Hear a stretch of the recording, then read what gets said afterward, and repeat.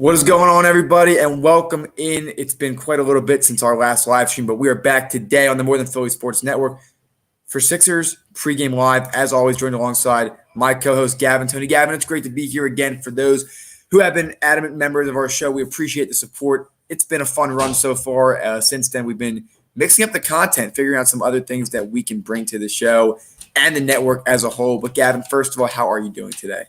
Zach, I'm doing great. It's been a minute since we've been live. I missed the chat. Zach, I know we were talking about that the last time we sat down and recorded something, so I'm glad to be back with live comments and everything. And yeah, we're trying to switch it up a little bit, bring some more content to you guys. We hope you like it. And we're working on some pretty special guests coming up pretty soon. Actually, hopefully in the next week or so, we'll be announcing who that is. But there's a lot of big things in the work. Zach, I'm excited. It's game night for the Sixers, a revenge night. But before we get into that, how you doing? I'm doing great. It's great to be here, 9:02 p.m. here on the East Coast, Gavin. Let's get to it. I got the Philadelphia pride today, Philadelphia unity as a whole. I got this, of course, at the first game between the 76ers and Miami Heat in the playoffs a few years ago, the first playoff run for this duo of Joel Embiid and Ben Simmons. The Sixers sit atop the Eastern Conference. Even with teams like Brooklyn, Milwaukee, Boston starting to heat up, the Sixers hold the best record in the East. They've looked good all year. They look close to flawless with their starters on the floor. If you want to ask what their biggest flaw is, it is number 21, the potential MVP, one of the top MVP candidates at the moment when he's off the court. Based on what we know, injury report for tonight, most Sixers are expected to play. Seth Curry was questionable with an ankle injury. He is good to go. Shake Milton, though, will be out tonight. His 14 points he's averaging a game, unfortunately, they will miss tonight. Expect to see some more from Tyrese Maxey. But the last time Philly and Portland played not too long ago in Philadelphia, Sixers lost that night. Both teams were a little bit shorthanded. For the Sixers, though, that seemed like a game they should have won. Unfortunately, they let it get away from them early. But they tend not to have too many issues with teams with dominant, of course, the front court itself with Damian Lillard, CJ McCollum, an abundance of other players. Of course, injury report from Portland also coming out. We'll get to that in just a minute. But, Gavin, the big question for this team and how it always is paint scoring. How can this team be efficient? How can they get the ball into the hands of Joel Embiid? This is a Daryl Morey product. All right, and Daryl Morey products, it's analytics-based. They want to get the ball to Joel Embiid as much as they can because he does average the most points per post-up. They're going to do that tonight. Besides Joel Embiid, Gavin, because we know that's a given every night, what are the keys to a Sixers victory in Portland? Well, the keys to the Sixers victory in Portland tonight is not to play like they did last time, Zach, where they got out-rebounded. They got outplayed. Zach, they looked lackadaisical in the second half. It looked really bad. But let's think about it. Tonight's key is Ben Simmons has to score too. Zach, you talk about Shake Milton's 14 not being there. We're going to see a lot of Tyrese Maxey. He's up and down, but I do like the youngster out of Kentucky. But it has to be the guy, Ben Simmons, has to be our secondary all-star. He's going to help him out. Zach, he had a big game in Sacramento. He looked aggressive. He looked good. But that's against a team that no disrespect to them, but they're not really on the radar as a team like Portland. Zach, just 2 years ago, Portland was in the Western Conference Finals versus the Warriors. Yes, Zach, they did get swept, but they were there. And Zach, if you go back to February 4th game versus the Sixers, I mean, yes, there was no Damian Lillard, which you would think as the Sixers would have been easy, but there was no Ben Simmons. Zach, when Joel Embiid is without Ben Simmons, the record is 7-8, maybe even worse than that. But Zach, the last time I checked, it was 7-8, and that's 0-4 in the playoffs. And 0-4 in the playoffs, exactly. Zach, they got out rebounded. They were out rebounded. They were 53-37. Okay, they only had 8 offensive rebounds to their 19. Zach, they also had 12 turnovers, or excuse me, 18 turnovers versus their 11. And then Zach, they also got a 40-piece on them in the third quarter, and 12 of those 12 came off instantly right at halftime. You can't do that versus a team that didn't even have Damian Lillard. And Zach, tonight Damian Lillard is playing, so what do you think the difference is going to be?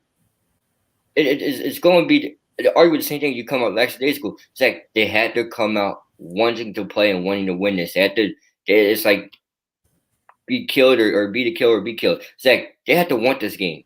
We had to see the Sixers that want this game. We had to see from Sacramento. Yes, Zach, they did give up a lot of points at one point versus Sacramento, but I don't know.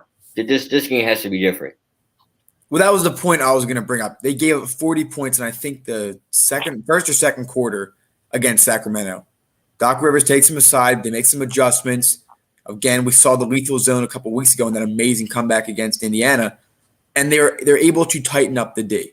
If they can do that all night, it's ideal. But the bottom line is that this team's trailing by 2 at halftime. You know they can bounce back. If there's an explosive offensive quarter for the Portland Trailblazers, there's a good chance the Sixers can bounce back. The offense needs to shoot well tonight. I'll tell you my X factor. Yes, Gavin, we're all fans of Ben Simmons scoring. I love to see it. I'm not going to say he's getting more than 15 tonight. That's just a logistical decision that Ben Simmons is going to have. He's going to get his assists. He's going to get his defensive play. On top of that, though, number 31, Seth Curry, a revenge game against his former team. He was with the Portland Trailblazers when they got swept by his brother and the Golden State Warriors 2 years ago. Again, he went to Dallas last year. From what we hear, they're on good terms or whatever. But whenever you play your former team, of course, it's going to bring out some extra emotions for you. I expect Seth Curry to drop 25 points tonight, including 3 to 4 made threes tonight. He has been struggling since coming back from COVID. Unfortunately, has still been working his way back into shape. But I do think tonight, and as he did the other night, I think Seth Curry is going to be the X factor for Philadelphia. Was that didn't the first game he played? Didn't he also leave with a sickness in the the first or second quarter? I do 12 minutes in that game. 12 minutes that game, no points. Zach, I do see your X factor, and I don't disagree with you, but you say 3 to 4. I think he's going to hit 6 made threes tonight. I see Seth Curry going into the 30s tonight. But, Zach, I still think the X factor has to be Ben Simmons. It's his aggressiveness. Zach, we know what this man brings to the table. You think 15, I'm thinking 20 for him tonight. I think maybe 25. Zach, it might be not realistic. I think I might be daydreaming a little bit. I could be sleepy, Zach. It's a little bit later. But all in all, Ben Simmons has to be dominant tonight. Zach, the reason why is what you said about Joel Embiid. The most points in the paint. Zach, they don't have a center. All right, who's going to stop you? Enes Kanter?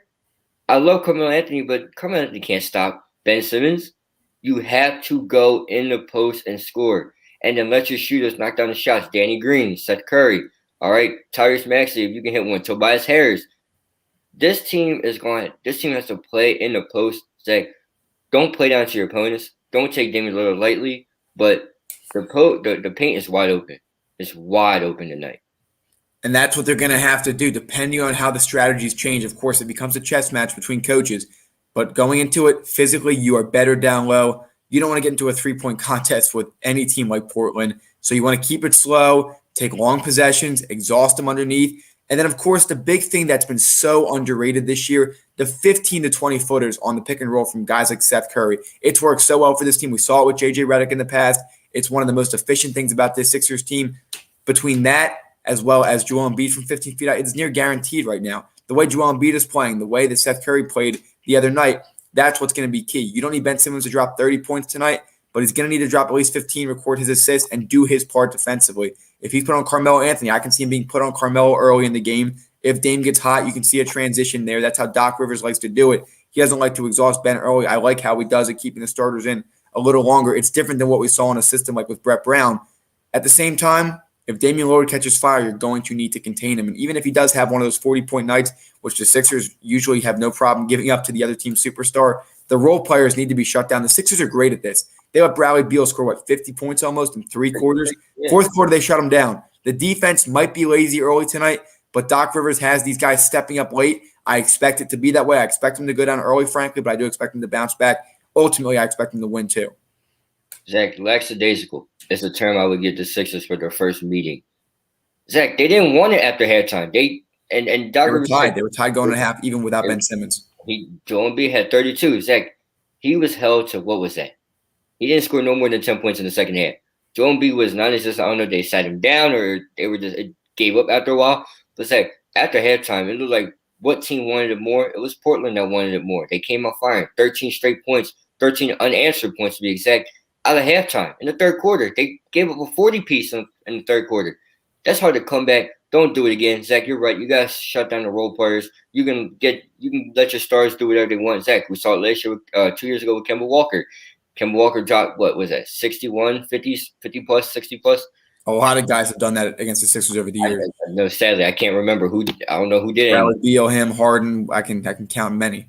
But it's like what we said about 7-3-9. It doesn't matter if you don't have a ring. Zach, you can drop as many points as you want, but if you don't get the win out of it, it doesn't matter. Zach, that's what the team's motto. It feels like if you're watching it. Give up all the points to your stars, but the role players can't beat us.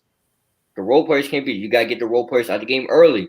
So when the star is fine, when you finally lock in a star, the role players are already out of the rhythm. Zach, Damian Lillard, but we know Damian Lillard can't win a game by himself. We've seen it. Zach, you've seen it with your Lakers. He beat your Lakers by himself.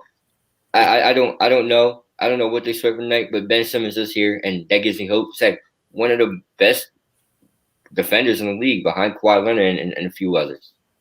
You point out role players. Rodney Hood, just to name one, he can get hot from three.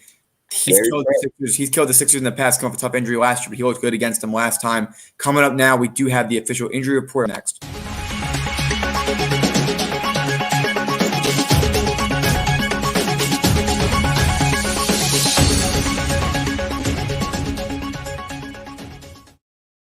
Official injury report, no surprise for Philadelphia. Shake Milton ankle actually is probable. He has been upgraded since the Portland Trail Blazers. Zach Collins' ankle is out. TJ McCollum, no surprise here with his foot. He is out. And Yusuf Nurkic as well is out. Shake Milton probable. Again, no official word yet, but he has been upgraded from questionable. Gavin, that could potentially change tonight for guys like Tyrese Maxey. We'll see how Doc Rivers wants to handle it. Again, we're still waiting on an official word. But on Portland side, Zach Collins, TJ McCollum, and Yusuf Nurkic all out. There is no reason that this Sixers team does not win tonight. Zach, they were out last time. There was no CJ, but the only difference about last time is there was no Damian Lillard. Damian Lillard is here now. Zach, going back to last game, Gary Trent had 24 points. Rodney Hood had 16. Carmelo Anthony, all right, this guy, 22. You gave 18 boards to Canner, who put 17 points back up, and then Simmons had 14 and LB had 15. Zach, those are the players that you have to watch out for. You got to keep them out of double figures. Keep him out of double figures, especially Carmelo Anthony. I know there's a lot of disrespect on his name, but he can still ball. He can still ball. Zach, when he was a free agent, I was the first one to say, I would took him here. Veteran presence. Quite possibly. We'll see how that rolls tonight, of course. As promised prior to the show, coming on now, a good friend of the show, Dom Amoroso. Dom, I know it's been a little while since you've been on. Basketball, I will definitely call your expertise. It's been great to have you on during the summer. We talked about the NBA Finals, of course. There's been a lot to break down, given it is Sixers pregame live. We are going to specifically talk about the Sixers and some of their Eastern Conference competitors. Before that, Gavin, anything you wanted to cover? Yeah, real quick, Zach. I just started a new thing talking about who had the best background. So far, Kalen Flynn is winning with the whole beach theme. But I think Dom's coming in second with this little lounge thing he got going on right now.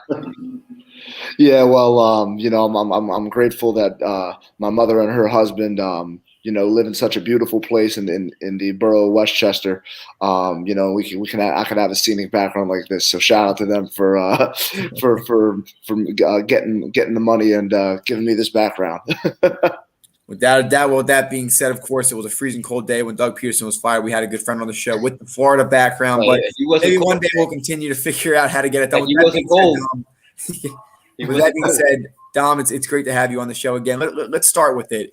The 76ers are atop the Eastern Conference. It was this time last year that they started falling off. They got destroyed by the Bucks. I believe it was this week in February. Last year, Sixers questioned with Al Horford whether or not he should move to the bench, whether or not Ben Simmons and Joel Embiid could work together. The offseason happens. Daryl Morey does some of his magic. I know you're a big fan of him. Of course, we do have to get to the James Harden trade because I know you were a big fan of it prior to it going down. But before all of that, Sixers, key wins against a team like the Los Angeles Lakers. They have a bunch of other wins to put up there. They're 17-7, no, 18-7. I got to ask you this, Dom. How do you feel about Philly this year versus your expectations? I think so far, and it'd be disrespectful for me to say that they've surpassed my expectations. They haven't. That they have. And Gavin knows I'm gonna have a hard time saying this. Because that's not what you said they were gonna be first. I remember that. Go on. They hold on. They so far they have surpassed my expectations. This team has gelled together really well. They have really good depth. I think Doc still has some little things to figure out, but I think the role definition, for guys 1 through 12 is becoming clearer and clearer. Joel Embiid is my MVP vote right now. If the season ended today and my life was on the line, and Gav, I don't know why your eyes are popping because I think I said this to you, but Joel Embiid is my MVP. I don't think this team is anywhere near as successful as they've been without him, and for me, that's always a big measuring stick for MVP. If you take that guy off the team, are they the same team or are they close to the same team? I don't think that's the case with the Sixers. Joel Embiid has been playing at a really high level this year. I like what I see from him. And Doc Rivers has done a pretty good job so far, implementing a new system, implementing some new concepts that are more fit to the personnel. The one thing I'll give Doc with Ben Simmons is, and you see this more in Europe than you do over in this country because of the way players are developed. Doc's whole thing is, I'm going to focus on what you have right now instead of worrying about what you don't have. With that being said, I think Doc has really utilized Ben really well. I'm not saying Ben has improved, but I think, Doc has really allowed him to play to his strengths and take some pressure off of him. The other thing too is I think the role players, Danny Green, Seth Curry, guys like that are really good complementary pieces. Well, I'm a little disappointed in Danny Green. I think he's just kind of stealing a check at this point. But I like what I see from Seth, and to no surprise to me, Tobias Harris, who played his best ball under Doc Rivers, is an all-star again, and that was actually one of my expectations. So I really like what I see from the Sixers. Hearing Dom speak highly of the Sixers. now, Zach, real quick, I'm not in this other chat anymore, but if I could go in the other chat and go up and show you where he had the Sixers put in six, or what was it, six? That was six. All right, and last time I checked, they're one. All right, so that's 5 spots difference down, but it is. You talk about how Doc Rivers and you're right. The motto is give the ball to Joel Embiid and make it work. So is it fair to say that as long as Joel Embiid stays healthy, this team goes number one? Because they still can't figure out how to win without Joel Embiid. So my question for you is, you talk about things Doc has to fix. How can you fix when Joel Embiid's not there? You can't play him every day. I think the one thing, and it's actually no hidden secret across the league, is that Doc is not good at making adjustments.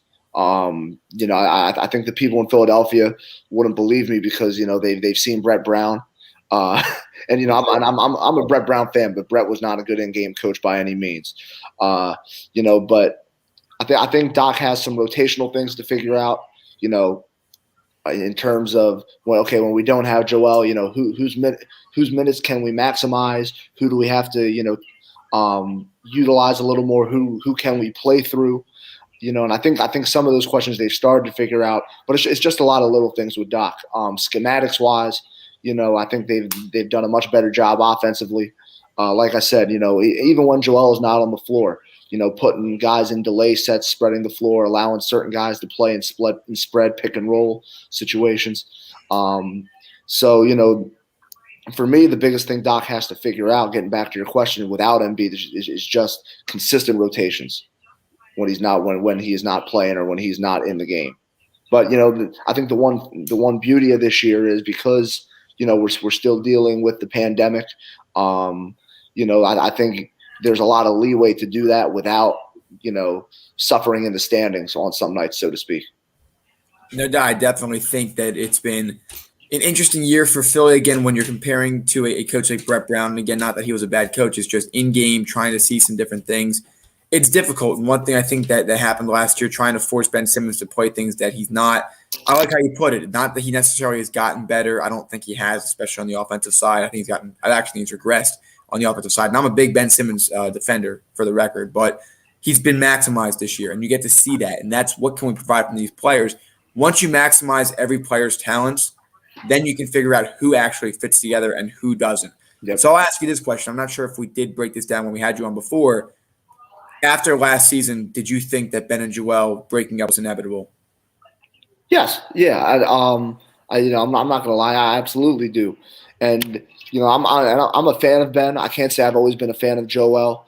But I did think it was inevitable, even with a different coach coming in, just given the roster makeup at the time last year ended and what the outlook was before Daryl came in, I did think it was inevitable. Well, you talk about Daryl Morey. I trust me. I know. You told me. You said when Daryl Morey came, you said, "Yeah, just relax. He's going to rebuild the whole entire roster," and he did. He got rid of Al Horford, which was one of the things I wanted to get rid of that contract. I mean, it was huge. Thank goodness OKC's tanking, and they voluntarily chose that. I feel bad for Shea Gillis and Alexander, but having said all that, Dom, you talk about Ben Simmons. We talk about the James Harden trade. All right, you were a big advocate for this trade. We know somebody that was a big advocate, world's biggest Ben Simmons hater I ever knew. But you look at Doc, he comes in, he says, I'm not going to force Ben to do something he doesn't need to do, or I don't want him to do. He's going to do it if he wants to. He said, I just want Ben to be Ben. How do you think that attitude of Doc Rivers has affected Ben Simmons? Well, first off, as a coach, I think it's a lesson for all of us that, not to give up on guys right away. There's an old saying in the coaching world. I'll say the appropriate version. You can't make, chicken soup with chicken stuff. I think Doc has made, pretty good chicken soup so far with not that he necessarily had chicken stuff. But like I said earlier, he sees what his guys have, and rather than forcing them, to develop something right away, it's how can I maximize what you already have? And with Ben, like I said, I think he's in a more comfortable situation with how Doc's used him. For sure. Look, yeah, Gavin. No, I was going to say just a facilitator. He kind of put the ball in Ben's hands. Ben Simmons assisted on basically almost all the Sixers 3-pointers last year, and you give him shooters more. Yeah, go ahead, Dom. And not to cut you off, and and like I said, and I've said to you before, Ben's good at Ben's been good at the same thing for 7 or 8 years, but now Doc has found ways that Brett didn't to make Ben accounted for when he's off the ball, put him in a dunker spot on the weak side. Hey, we get a paint touch here, we draw the help, we're dumping off to Ben, and now teams can't play off of him because he's close to the restricted area. He has to be accounted for now.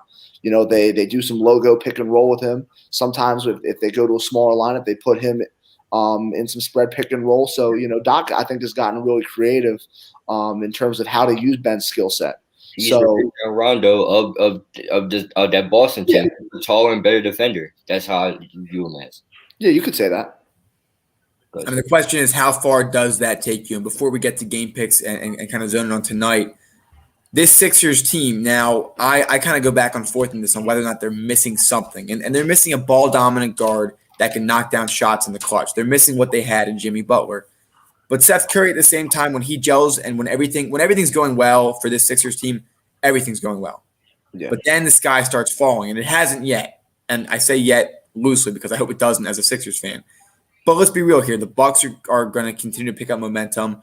The Nets are going to figure it out one way or the other. Yeah. I'm confident they're going to come playoff time. The sky could start falling around Philly. And the question is, do they have enough right now to persevere through that? Or do they need to go out and get another kind of player to be able to come in, knock down clutch shots, and help out? And finally, what that's going to cost? For now, I'm going to say no. I don't think the sky will fall because they've gotten off to such a good start. I think that's going to make up for the fact that that some other teams started slow and haven't got off to as hot of a start. If you can make any moves, and honestly, they're one of the teams that I haven't really, looked into yet in terms of who should they trade for. Is there anybody they can move? What do they really need to get them over the top? I think for now they're okay standing pat if they have to. But it's never a bad idea to try to make one or two moves just to make a further push. But I think the start this team has had has really set them up for a good run throughout the rest of the regular season. What about Lonzo Ball off the bench? If you bring him off the bench, you got a point guard, and then you surround him. You have Tyrese Maxey and Shake Milton and those guys, and you kind of formulate like your backup starting five almost. To be honest with you, I don't know if Lonzo's going to want to come and sit, but I'd certainly be curious to see how that would work. So I'm going to be honest. I haven't thought too much about Lonzo coming here. I've seen a lot of potential with Rondo not necessarily being happy with his role in Atlanta, possibly out. But another thing Yeah. too, just taking a look. I mean, this Philly team, like, do they have enough to be able to? I would think Zach was going to say, "Do you have enough to get over to the hump?" Go ahead, John. Okay. I was just making sure that was on my computer. I think yes, but I don't think we'll be able to tell. Just because I think when we get to the playoffs, and obviously we're still somewhat of a ways away from the playoffs, but I think we'll see. Brooklyn. I think we'll see their talent come through. It's and listen, in the NBA, it's hard to out talent somebody 1 through 5. In a playoff series. I know the Sixers got them a week. What was it? It was last week, right? Yeah. Last week, I have to make sure it wasn't. With being in season, my calendar gets all messed up sometimes. So with with that being said, I don't think we'll necessarily be able to tell. I think they might be a really good team that just loses to a better team down the road in the playoffs, and there's nothing wrong with that. Well, no doubt, no one thought that the Sixers to get out to this high of a start, especially with a new coach. Everybody thought that new system, new everything. You're going to have to learn and get along well with the guys. But this team got out to a hot start. They were undefeated with their starting 5 in. Seth Curry goes down with the virus, and the sky falls a little bit for the Sixers, and then you get the Sixers, then you get everybody back and you get going. But Dom, my next question for you is: you look at the East. You look at how Milwaukee is. Giannis missed a game winner last night to the Phoenix Suns, and you look how Brooklyn struggles, which poor Kevin Durant, he can't stay off the COVID list. And then you got Boston, who is barely surviving. So, as of right now, who is your pick to come out the East? And I know we're far away from anything playoff wise.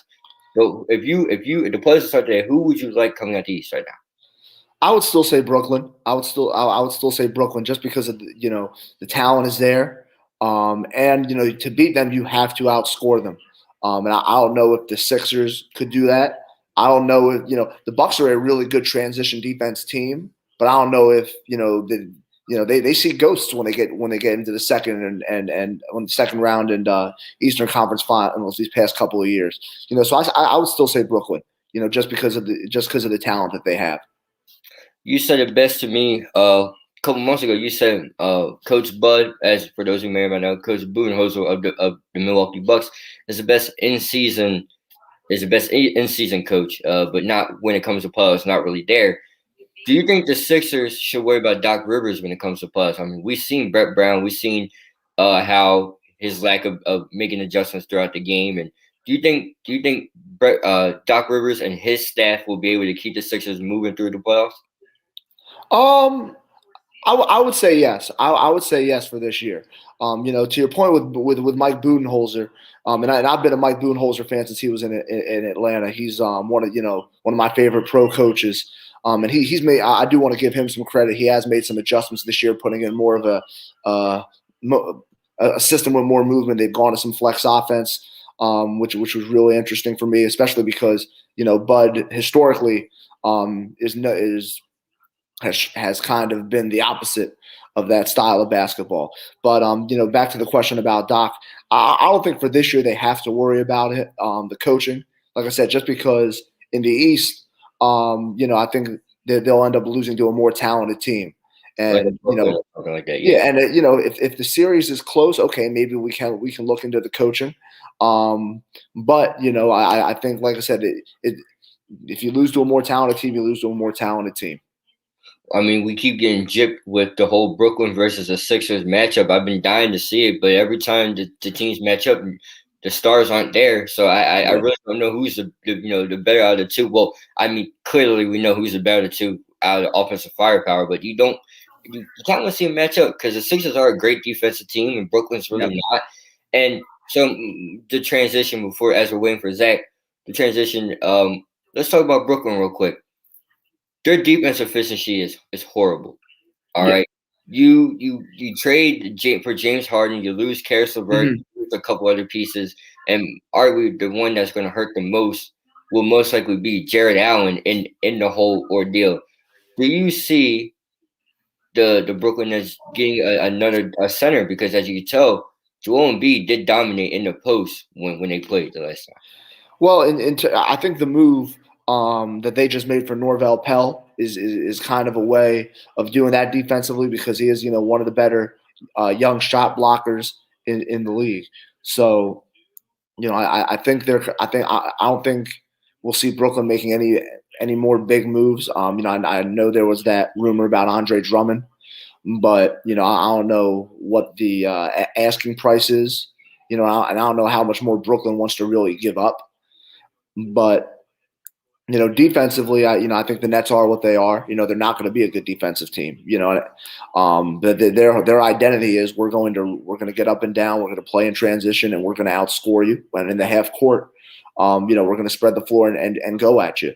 So I think the Nets are what they are, and we'll go from there. I mean, no doubt, and I got to give Steve Nash a lot of credit for managing. Arguably the top 3 best scorers in the league. Right. So scorers in the league for first year head coaching. But when it comes to how everything is played, when it comes to the Brooklyn Nets, what would you grade their season so far? I mean, they're below 500 when beating teams with below 500 records. I think they're 7-12 or 7-11. But when it comes to big name games, they're there. Dom, what's wrong with Brooklyn? How do you? Well, they are 4-7 on the road. Keep that in mind. And I think they're still figuring it. I think they're still figuring out how to gel, especially with Harden. Still fresh off of coming in from the trade. So I think we'll see this Brooklyn team start to hit their stride in another month or so. My grade for now would probably be, to be honest, is a B. I'm not going to go with a B+ or an A. Just because they're, like I said, they're not, like you said. We both said they're not a good defensive team. And don't get me wrong. Listen, they have been hit, with the COVID protocols and some of Kyrie's drama, which is typical. But I think a B is a fair grade for them at this point in the season. I think they'll get to maybe an A- by the end. Do I see them potentially passing Milwaukee and Philadelphia to be number 1 in the East? Maybe. I don't know. It's going to depend on when these guys all start to really gel together and consistently play at a high level night in and night out. No doubt. And while we're still waiting for Zach to come back, there's a question I want to ask you. Let's transition to the West. The Utah Jazz are not getting any recognition. They do have the best record. As the last time I checked, they do have the best record in the league. Take me through that. How did this happen, and why are they going unnoticed? So first off, and I'm glad you asked me about this, because, as you know, a guy I do work for, I actually just started doing a deep dive on the Utah Jazz. So I guess the stars aligned for tonight.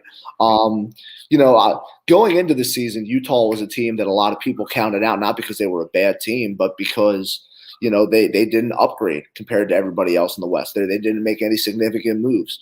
So a couple things happened. First off, and I told you this when we talked earlier today, Quinn Snyder is one of the best tacticians that the game has today at any level. He's really creative. He's very diverse in what he does offensively and defensively, and he's not afraid to change. And he's somebody I've studied closely, and I'm really happy to see the success they're having so far. On the defensive end of the floor, well, first off, let me just go to the overall picture. They have the highest efficiency differential in the league at a +12, and that's marginal. Milwaukee is second at, I think, a +9. It actually might be like a high, like 8-8. I could be wrong. I got too many numbers going through my head sometimes. But, they are a very efficient team. Offensively, they're having probably one of the most historic three-point shooting seasons that we've ever seen. And they weren't ever really a big three-point shooting team. They lead the league in three-point frequency at 45%, and their efficiency from three, I think, is in the 40s as well. And that's historically high. And they're very well on pace to, regardless if they finish first in the conference, to finish historically high. And, part of that is because they have really good guard play. It starts with Donovan Mitchell, who you and I both talked about, definitely deserves MVP consideration. And the one thing I admire about Donovan Mitchell this year is he's taken. There's Zach. He's back. The one thing I definitely admire about Donovan Mitchell is that, he's become a lot more unselfish. He's generating a lot more of his points through catch and shoot threes. He's playing off the ball more. And, I think that was a huge maturity step for him. He realized, he doesn't have to be Superman on a night in, night out basis. Looking at the rest of their guards, Mike Conley finally, I think, is comfortable in Utah. And he knows what. That's an underrated pickup. Sorry to cut you off, but Mike Conley. Absolutely. For those who may not know, Mike Conley was a bad man back in Memphis, especially with Zach Randolph and Marcus Gasol and the crew. Go on down. No, absolutely, and I think Mike Conley. It was from having been in Memphis for so long. It was a growing pains year for him last year in Utah. It was the first time he really ever had a very good pick and roll big in Rudy Gobert, who's actually responsible for a lot of how they generate much of their perimeter attack. He was used to having Marc Gasol as his pick and roll big, who and I'm a big Marc Gasol fan. But Gasol was pick and pop, and he was a slow roll man. He couldn't, didn't really have any bounce to him. With Gobert, he doesn't have to utilize the S dribble as much. He can be more patient. Gobert has a little bit of a package off of rolls, and also an interesting little stat about Gobert is he's led the league in points per roll at 1.3. So with him playing out of the pick and roll with either your Conley or Mitchell, it generates a lot of catch shots because now teams have to tag or they have to peel switch, and that that usually opens up the the throwback off the pick and roll for that catch shot. And let's not how do I want to say it? Let's not forget about the other guard, their wings and some of their other guys. Jordan Clarkson's definitely a candidate for Sixth Man of the Year. He's been having a great year off the bench.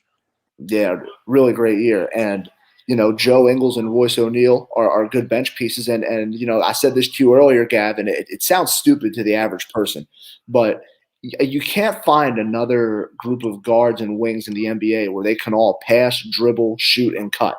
They all work well with that. They all work well with one another. I mean, there's no selfish play there. And Rudy Gobert, and correct me if I'm wrong, Don, but Rudy Gobert has really stepped it up offensively.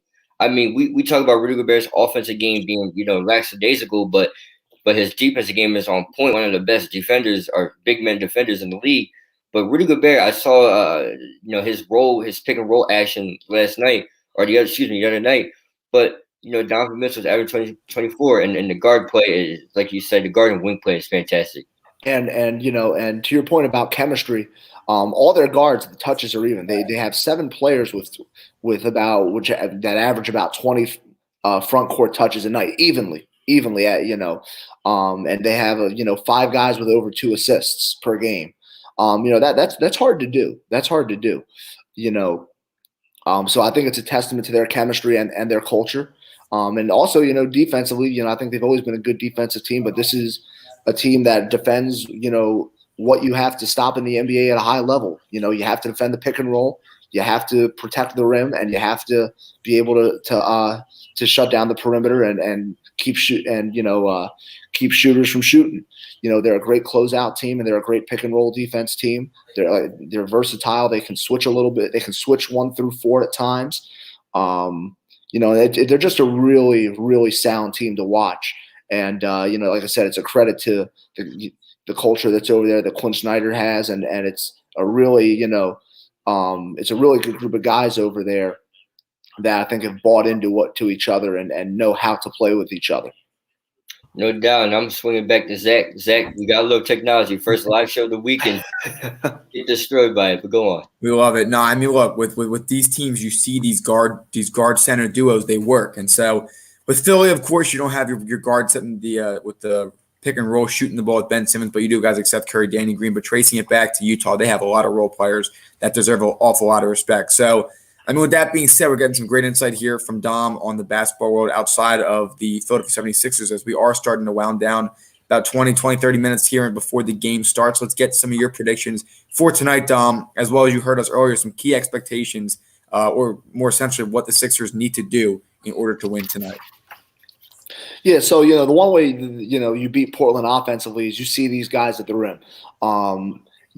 especially without Nurkic, without Zach Collins, without a true rim protector, you got to see these guys at the rim. You got to get to the free throw line early, get some of these guys in foul trouble, and make them dig into their bench. The Sixers are a much deeper team than Portland.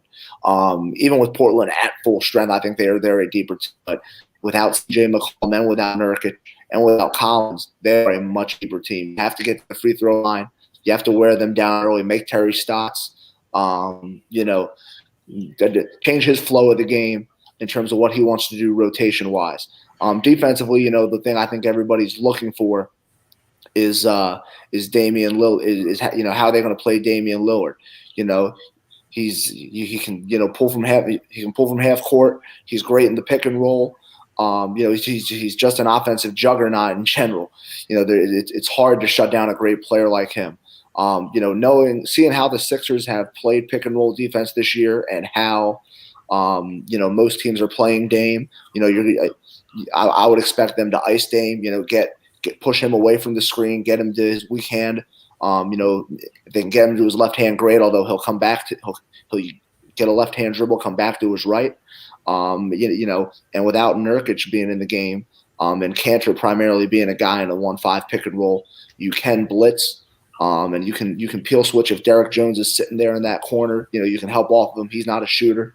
McCanner's not a strong roll man, so you can apply as much pressure to Dame in the pick and roll as you can. Back to the offensive side, obviously get the ball inside. Get the ball inside to Embiid. Play through the low post. Make Cantor work. Make Cantor work. Make them dig into the bench. Make Harry Giles come off that bench. This game's really set up for the Sixers to win. It's going to be about can they, how well can they get the ball inside tonight? Embiid had 37 against them last time, so it really shouldn't be a concern. But with defensively, how are they going to be able to play it? Not just Dame, but Gary Trent gave him headaches last time, and going back and watching, some of that tape today where. Trent had 24 points. It was actually a lack of adjustment on Doc Rivers' part. They kept They kept trailing him most of the game, coming off screens. They might have top locked him once. Actually, no, they didn't top lock and trail. I'm sorry. They locked and trailed him once. I was kind of surprised. I mean, I guess they didn't think he was going to do that, obviously. But I think now, they'll have a different plan for him. Carmelo's going to be Carmelo. Just force him baseline. He'll do what he does. If you can hold him to below, 15 or 16, you're good. And just don't let their shooters get hot. Don't let Rodney Hood get hot. Don't let Rocco start hitting. Although these guys know him very well. So I think this game is set up for those are just some of the keys. I was a little all over the place there, but. Those are just, some of the things the Sixers have to do to win tonight, and I think they will win. Another good insight, I think, for this team, that those are going to be crucial. It's a big effort thing. When they want to play defense, they are an incredibly dangerous defensive team. Again, the thing about zone, which the way they ran against Indiana, if you can't knock down a shot from the outside, zone will kill you. It killed the Sixers last year when they played Miami, and once that happened and it was on film, the Sixers were decimated the rest of the year by a lot of the top teams in the league. If the shooters aren't hot, that it's going to be a pretty easy job for Doc Rivers to put them in zone. But until that happens, you're going to need to cool them off. If they start out hot, I have confidence that they'll cool down. The Sixers will be fine. My worry is that they play down to their level offensively early. If both teams are shooting somewhat bad, and then if the Blazers get hot, I don't think the Sixers can respond. But yes, it seems like all three of us are in agreement. This is a game the Sixers should win. The last time they were in Portland was last November. Furkan Korkmaz hitting that game winner, so of course it's been close since, as well as losing in Philly the last week. So, look, tough road trip. Just had a big win in Sacramento against a red-hot team, that is, even with the efforts of De'Aaron Fox and Buddy Hield. With that being said, they get to play a team Portland tonight, which is a little bit down. Sixers 14-0 with their starting five. Let's add one more to it. Well, one of my big things for the Sixers tonight is what I said earlier in the game. You got to rebound better. All right, you gave up 53 total rebounds to Portland, and you only had 8 offensive rebounds to be exact, so they're 19. And this Cantor should not be out rebounding Joel Embiid. There's no way. I don't care what day of the week is. I don't care what month it is just not supposed to happen. Unless Joe Embiid's injured, then that's the time. Dom, you're right. Give the ball down and low to Embiid. Yeah. Make Cannon work for it. And also, too, Dom, I want to see the Sixers play with effort defensively. Zach, they didn't have any effort in the second half of that game. They came out, gave up a quick 13 points before they scored any. Ended up being a 40 piece, and not play down. Excuse me, and not play down to their opponents like they always do. Zach, No, take them out. When you're ahead, take them out. They did it against Charlotte a few times this year. They've taken their foot off the gas a little bit. If you can take them out early, just do it. You don't want to risk them getting hot when it's a close game. exactly.